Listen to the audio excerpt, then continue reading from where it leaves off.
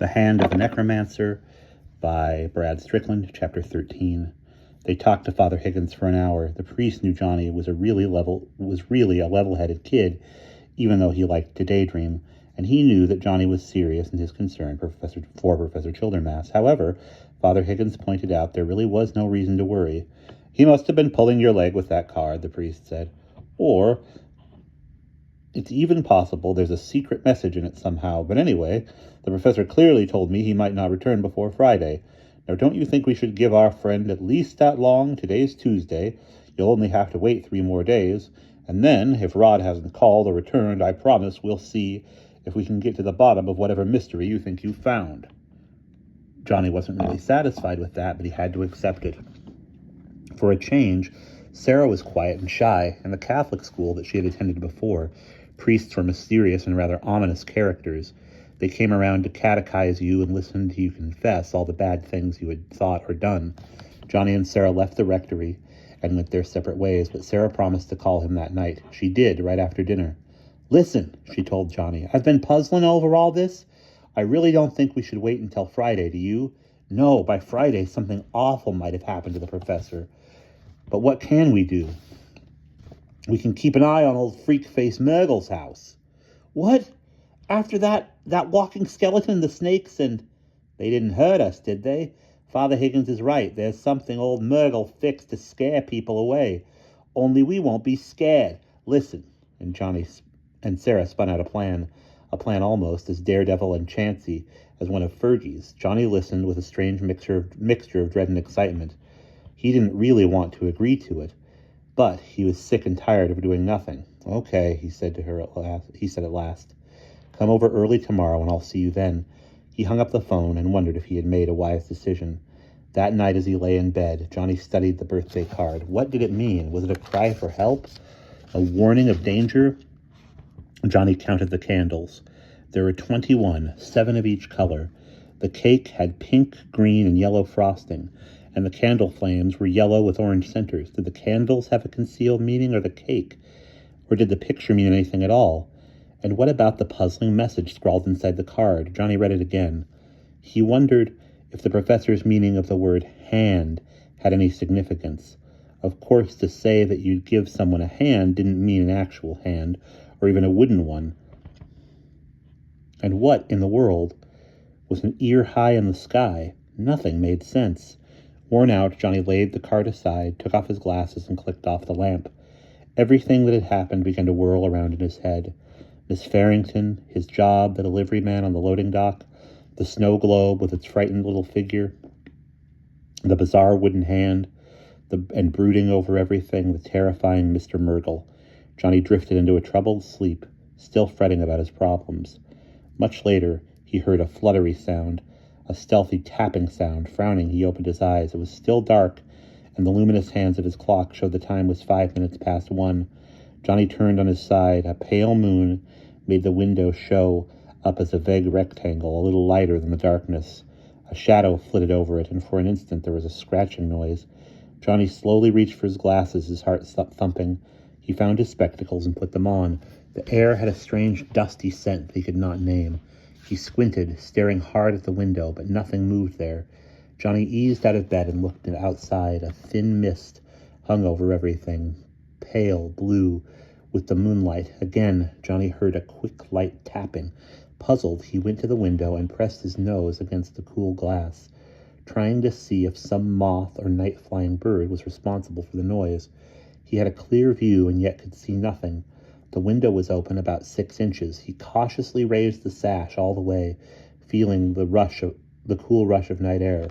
Although the tapping sounded again, nothing was visible out there. Still, he leaned over the windowsill to make sure.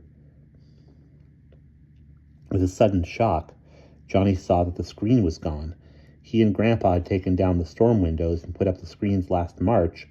The window was wide open now, with nothing between it and the night. Invisible hands seized Johnny's shoulders. Johnny screeched in terror as the hands yanked him out the opening. He clawed desperately for a handhold. "You're coming with me!" shrieked the voice of Eddie Tompke. "Let's see how far you can fly!" Johnny fell headfirst toward the ground 20 feet below. He hit the floor and thrashed, rocking his night table. The lamp crashed to the floor, and a book he had been reading hit him on the shoulder. Only then did Johnny realize that he had been having another nightmare. The door opened and the light snapped on. Standing there in his bathrobe and slippers, his fringe of hair frazzled around his ears, was a startled-looking Grandpa Dixon. "Johnny, what in the world is—" Johnny pushed up from the floor, and something black jumped off the night table just above his head. It headed for the dark square of the window, flapping its wings. Johnny screamed as he recognized the malevolent crow, and saw that in its talons the crow was carrying off the card that Professor Childermass had left him. The window was open 6 inches or so. The bird flattened, sailed into the opening, and with a rattle of cardboard jerked the card through behind it. In a moment the creature had vanished into the night. Grandpa helped Johnny up from the tangle of sheets. "What in the world was that?" asked the old man. "A bat?" "A crow," croaked Johnny. "Did it scare you? Was that what made the thump?" Johnny stooped to get his glasses from where they had fallen. "No," he said, "I had a bad dream, but I think the crow might have caused it." Grandpa went to the window and inspected it. "No wonder it could get in so easy. Screen fell right off," he said. "Funny, that hasn't been a storm or anything. Oh well, I'll take care of it tomorrow." He pulled the window down so that it was cracked open only a couple of inches. "I always heard that crows were a thieving kind of bird, but I never heard of one flying right into a house like that. Maybe it was somebody's tame bird and thought this was its home or something. Anyway, it can't get in now with the window nearly shut. Hope it didn't take anything important. Your glasses okay?" Johnny had picked up everything. "Yes," he said in a dull voice. "Sleep tight, then. Yell if the sneaky old bird comes back." "Thanks, Grandpa," said Johnny. The old man flicked off the light, closed the door, and left Johnny alone in the dark. Johnny lay awake and thought about what had happened. He was more convinced than ever that the professor was in some awful trouble, and that Murgle was at the root of it. Every time he closed his eyes, he imagined the gaunt, bald Matthias Murgle leering at him in triumph. Somehow, Johnny knew that the evil bird had been sent by a would-be sorcerer, and somehow he knew that the card was already in Murgle's hands. What terrible thing had just happened? Johnny did not know, but he had the dreadful feeling that it might spell death for the professor. Hours passed, with Johnny tossing and turning, trying to get some rest. Finally, he drifted to sleep, and this time his dreams were odd, but at first not as frightening. He dreamed that he was over at the professor's house and that Professor Childermass was complaining about the Boston Red Sox. "They always leave us in the lurch," the old man growled. "Look at them. At the beginning of June, they were in 3rd place. Now they're in 4th, and they're sinking fast toward 5th. Listen to that stupid crowd boo them." In the dream, Johnny and the professor were sitting in lawn chairs in the professor's backyard, sipping lemonade under a clear blue summer sky. Johnny said, "I can't hear anything." "Oh, you can't hear anything with your ears so low. Listen like this," snapped Professor Childermass. He tilted his head, and his right ear began to grow. It shot way up in the air on a long, thin stalk until it was higher than the housetop. "Now I can hear them down there in Fenway Park," the professor said. "Oh no, New York just scored another run. Now the Sox are behind by 3. Johnny, you have to give them a hand." And the next thing Johnny knew, he was standing at the plate in Fenway Park, the Boston ballpark where the Red Sox played. A New York Yankee pitcher was going into the stretch. Johnny realized he did not have a bat. He looked around frantically for one. A chubby bat boy came running over, and with a shock, Johnny saw that the kid had Professor Childermass's face. Wire-rimmed spectacles, wild white hair, red strawberry nose and all. "Here you are, slugger," the bat boy said, tossing Johnny a light brown bat. Johnny caught it, and it caught him. The bat had sprouted a hand. It grasped Johnny's wrist, and he wildly thrashed the bat. Smack! Completely by accident, the bat connected with the ball. "Run! Run!" shouted 10,000 people. Johnny tried to run, but the ball field had turned to sticky mud, and huge clumps of it stuck to his feet. His legs weighed a ton, and he could barely put one foot in front of the other. Each time he did, the foul, thick mud sucked at his shoes, tried to pull him down, and the horrible bat had turned into a wooden hand. Its painful grasp tightened on his wrist. Johnny was not even halfway to first base, and everything happened in terrible slow motion. A Yankee ball player ran toward him, grinning, holding out the ball, only it wasn't a ball, but a tiny, bald, pink human head.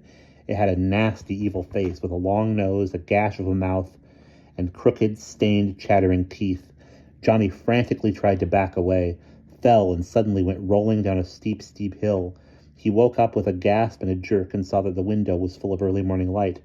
Feeling woozy, Johnny sat on the edge of his bed. He looked out the window at the professor's house with its ridiculous Italian cupola. And then Johnny grinned.